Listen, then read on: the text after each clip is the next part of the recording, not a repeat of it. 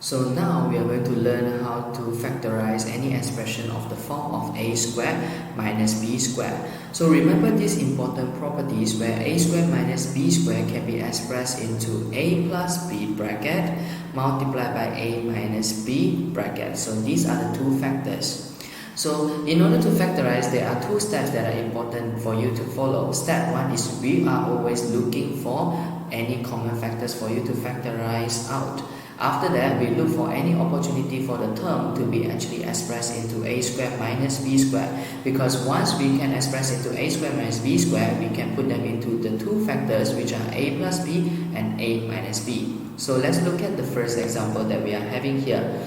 Here we are having 9p squared minus 16m squared. So first step is we are looking for any common factors. But however, here we do not have any common factors. So we will go for the second step to look for a squared minus b squared opportunity. So in this case, 9p squared we can actually express into 3p whole thing squared minus 16m squared I can actually express into 4m whole thing squared. So in this case, I will be having a squared minus b squared. So therefore, I can now express that into a plus b and a minus b, which is 3p plus 4m and multiplied by 3p minus 4m. So this is my final answer.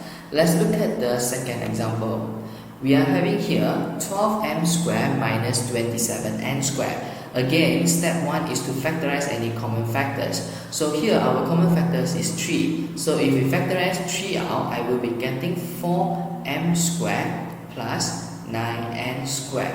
So there is a common mistake that students always like to make, which is this. They will start putting the 4m squared plus 9n squared into 2m whole thing squared plus 3n whole thing squared and then close bracket. So if you see here, this looks like a squared and b squared, where we can actually use these properties, but this is actually not correct, because if you look at it properly, this is actually a squared plus b squared, where our properties here says clearly we must have a squared minus b squared in order to become a plus b and also a minus b. So therefore, in this case, we cannot actually factorize further. So therefore, what we can do here is we can only stop at the second stage here.